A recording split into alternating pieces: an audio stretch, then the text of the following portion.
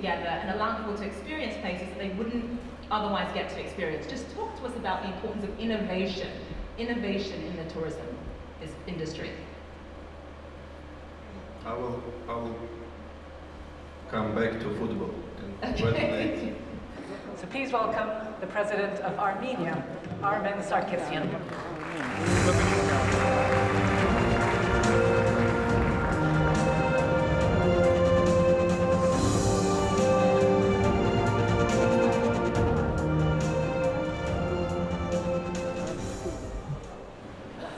Your Highnesses, Your Excellencies, ladies and gentlemen, I'm really happy being here at the Doha Forum, and I would like to take this opportunity to thank, first of all, the leader of this country, the Emir, Sheikh Tamim bin Hamad Al Thani, for this kind invitation to come again to Doha and participate at this very prestigious forum. And it gives me an opportunity to share shortly with some ideas that I think are important. And it starts with the introduction of His Highness at the opening ceremony. I would like to take it from there and to continue, because His Highness started and he was speaking about this world and the changing world, about the fact that this world is now more likely a multipolar world. Yes, indeed, and the same theme was continued by the Prime Minister of Malaysia, and I would like to continue it further. Indeed, this is, during the last 30 years, we lived a life when the world started being one polar or single polar, and then in a very short period of time, it started with being bipolar between Soviet Union and United States, and it changed into single polar. Then after a short period of time, now there are discussions that again it's a bipolar world, or maybe it's not bipolar, it's a tripolar or multipolar world.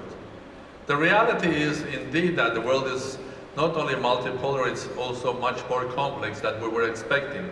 In fact, 30, 40 years ago, the theory is that the history has stopped. I think this theory has stopped because it looks like we are entering a new page of history rather than the history that has been stopped. Yes, indeed. As mentioned by His Highness, there are not only complexities of the multipolar world, but there are also complexities that there are more questions that we ask today than there are answers. There is more uncertainty than certainty. There is much more unpredictable events happening, things that we could predict and basically deal with them. So, why is this happening? Let me take you even deeper with that, because in some way we are on the crossroad of time. In some way we are entering this time gate to a new age, new century, which will have several features. And in order to completely make it clear, I would like to call the life that we lived the last 100 or 200 years, call it the world of the classical values. And the one we are going to enter is the world of the quantum values and thinking. Why I am doing that? Because I would like to take all of us back another 100 years ago. More or less 100 years ago, when the physicists, and I'm one of them, theoretical physicist in my first and beautiful life.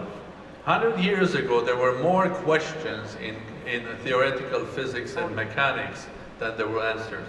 There was a philosophy, a logic of classical mechanics created by giants like Isaac Newton, but there were events specially connected with smaller particles, atoms, elementary particles, big number of them, they never had answers. So the world of physicists and scientists was confused. Like the world is feeling the same confusion today, there are more questions than answers.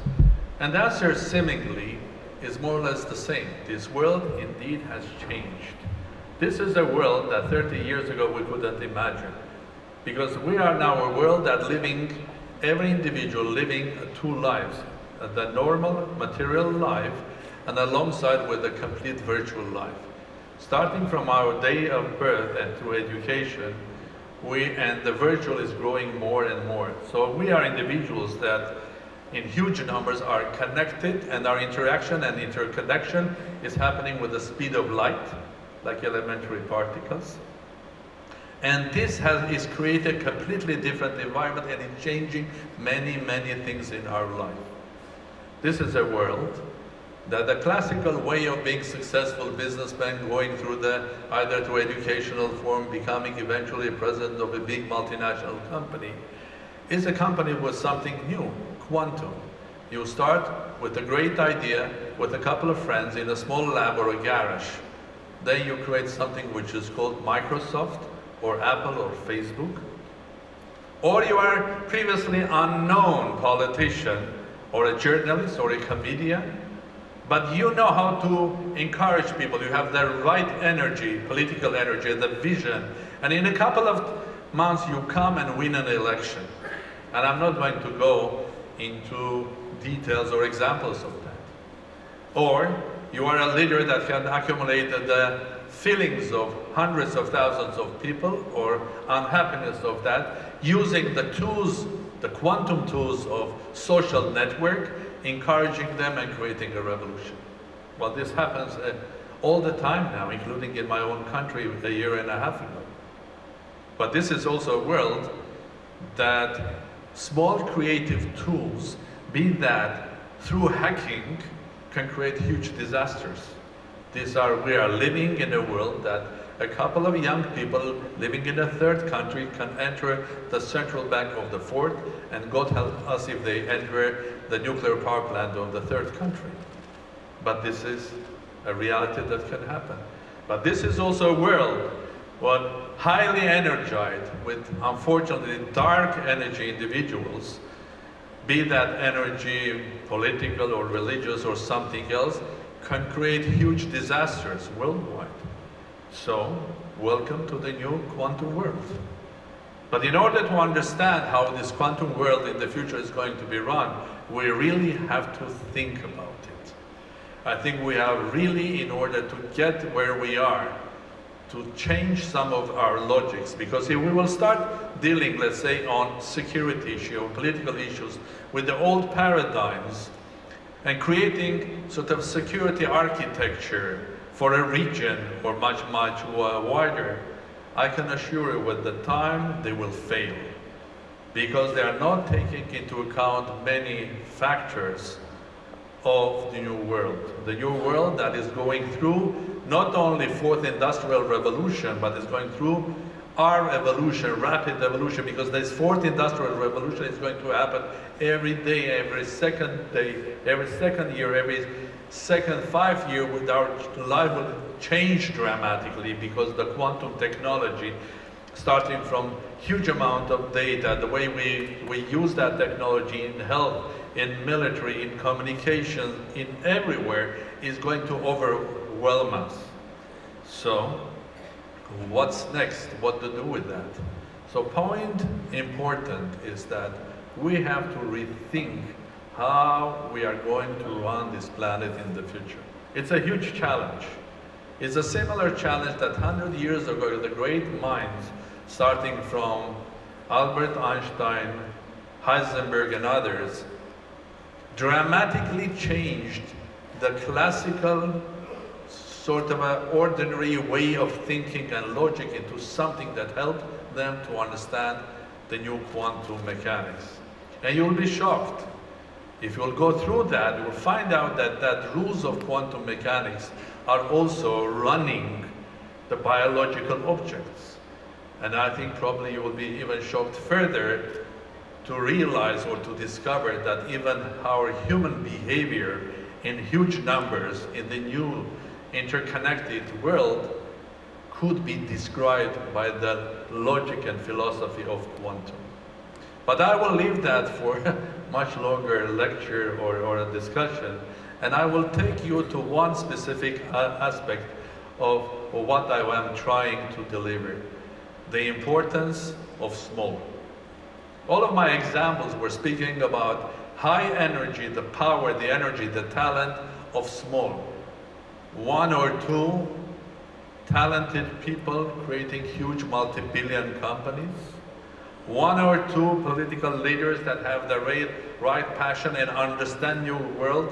They are sort of a new quantum politicians using the power of the global network and the social network, doing either a revolution here and there, or becoming the next leader of their own nation, or countries that before were not known, with having a strong military power, can create their own small military tools that can be as effective as the tools of the great powers, and so on. So I will limit myself speaking about the power of small. And the power of small starts with the power of individual, the groups, motivated people that come together as one, with one motive, one target, one goal in their lives, up to states. And this is where I would like to say that I do believe that indeed this world is multipolar. In this multipolar world, not only the great big powers, which are the classical ones in the world, but also the small but successful countries have their own and will have their own strong voice.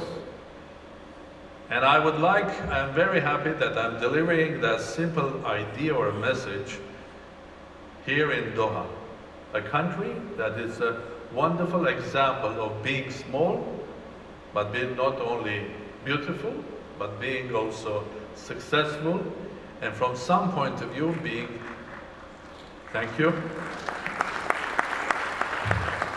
but also through its strength being also powerful in the form of being human, representing an idea and so on. And of course Doha is not alone. We can come, there are several countries in the same Gulf that are sharing with this success. We can come from Singapore that has huge impact on global perspective or the way we look at the world. And you can go to Rwanda, the president of Rwanda was here, and I hope, and many others, Ireland, Israel, many others. So these are countries that are small, but have clear vision and clear understanding, a plan and a focus to harness their advantage and to make it successful. In some countries, like here in Qatar, the base of the success is several components, and one of them is the richness of natural resources, and the other one is the richness of having a vision and being organized and integrated for a specific target, making this country not just the country that uses the natural resources, but uses the natural resources into building the future. And that future will not be based on natural resources, it will be based on education, artificial intelligence, new data management, and new technology. And you take Singapore, they were using their natural strength, which was being an international port, a port in the ocean of water, and transferring that into making something that is a hub of trade, hub of technology, and hub of new energy. So another example of being small. Well, I will not go further, but I would love to think that my own country, Armenia, that also has an advantage in this moment. It's not only the 1,000 years of cultural heritage, it's not only what we are, but also it's a country where we highly value things like education, science, technology, and that was recognized for 70 years even by Soviet government, making Armenia a scientific hub.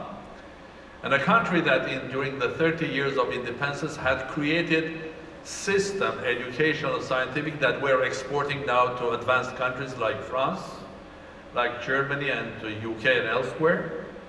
So a country that has also one very specific advantage. We are a small nation, small state, but we are a global nation. There are 3.6 Armenians living in Armenia, but there are 4 or 5 times more of them living abroad. And I hope that I will be right saying that most of the Armenians living abroad, they are hard-working people, they are survivors. they are people that can change themselves according to the situation. They are good citizens of the countries they live, which is very important for the president of Armenia, knowing that his compatriots being citizens of France, United States, Russia, or elsewhere.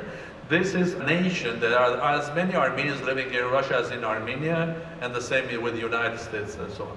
So that is a strength that I hope will make Armenia one of these small but successful countries that will be on the avant-garde of development of the world.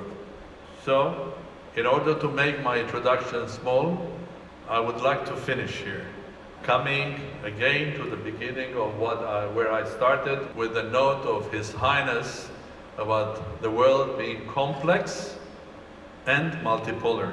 Yes, indeed, the world is multipolar, and the world is complex. I would say it's so complex that we have to call it quantum, and we have to learn how in the new world, interconnected, new technology, very fast world, what are the new rules that are going to run this world. And I'm sure that there will be a dozen of great women and men that will get Nobel Prizes for that. And it's worth it to think about it.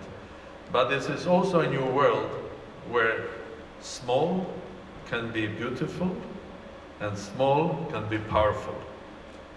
And I wish all of the small states to realize there is something important in the future. Look around the good examples and try being on your own, small but powerful. Thank you very much. Thank you very much, President Sargsyan, from the quantum world, the mysteries of the quantum world, to the mysteries of